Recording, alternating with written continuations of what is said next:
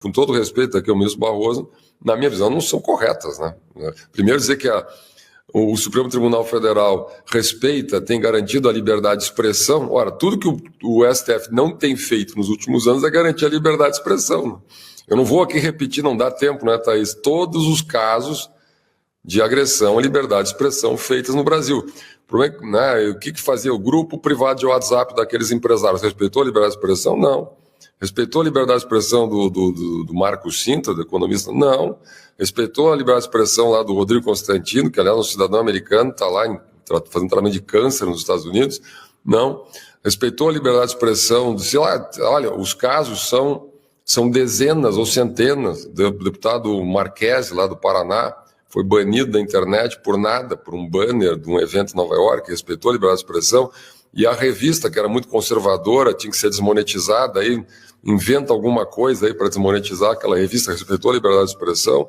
Não. Então, vamos lá, darei para citar casos e casos e casos. O Monark, esse que acho foi respeitado a liberdade de expressão dele, não. É evidente que quem está na guerra política, quem está no Fla-Flu, acha sempre que o outro lado tem que ser censurado mesmo. Então, nunca acha que censurar o outro lado é censurar.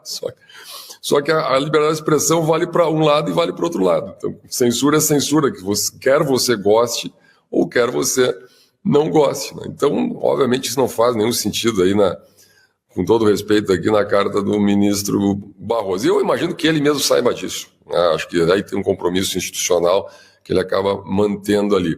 Outra afirmação dele: as ações penais em curso observam estritamente o devido processo legal. Cá entre nós, né?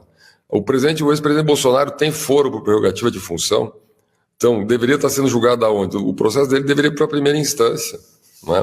Nós tivemos o Canal Livre com o presidente Temer aqui, ele nos contou no Canal Livre que os seus processos, quando ele saiu da presidência, foram para a primeira instância, porque assim que é o devido processo legal. Né? E aí vai, a carta tem, não vou aqui detalhar mais, mas ela tem exatamente essa característica.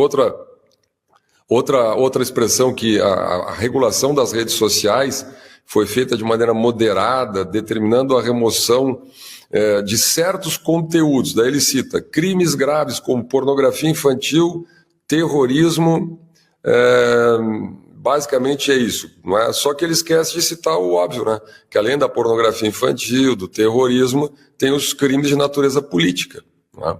Porque ali tem os crimes, atentados, ameaças ao Estado Democrático de Direito. Então nós vamos ter plataformas digitais, as chamadas Big Techs, interpretando, né, do seu jeito, sabe-se lá de que jeito, se uma frase é ou não uma ameaça à democracia, ou uma grave ameaça à democracia, ou se é uma grave distorção de fatos relativos a, sei lá, o processo eleitoral. Então nós temos uma espécie de censura privada descentralizada que ingressa em temas de natureza política, de opinião, chamados delitos de opinião, que jamais deveriam acontecer numa democracia. Se o Supremo tivesse, de fato, estabelecido uma distinção e dissesse, olha, terrorismo, pornografia infantil, indução ao suicídio, isto vai ser objeto, né, do dever de cuidado, etc., dessa responsabilidade sistêmica nas plataformas, ok, ninguém divergiria disso. Agora, quando você entra nos crimes de natureza política, onde existe uma interpretação sobre aquilo que ameaça ou não a democracia, né, e a gente viu exatamente o que aconteceu nos últimos anos no Brasil com esses conceitos, bom, aí, obviamente, nós relativizamos a liberdade de expressão num terreno muito delicado, Então, imagina o seguinte, as plataformas vão ter que decidir se uma piada é ou não adequada, não é? Se uma crítica comportamental é ou não adequada contra essa ou aquela minoria. Vão ter que decidir se um discurso é muito agressivo com o Supremo Tribunal Federal, é ofensivo, portanto, possa ser configurado como uma ameaça à democracia. Porque se você, no Brasil, nos últimos anos, é isso, né? Se você faz uma crítica muito dura, nós tivemos o caso do PCO, para mim um dos mais interessantes. Né? O PCO é um pequeno partido comunista. Ele fez uma crítica dura ao STF. Ele foi banido, foi censurado. Né? Sabe quantas pessoas leram o tweet do PCO? Umas 100 pessoas, das quais os 90 devem ser militantes do próprio partido, os únicos que tem, né? Então, por que o PCO foi censurado? Ô, Schiller, e os outros 10 são ministros do Supremo, né? Enfim, olha, esse é o impasse brasileiro atual.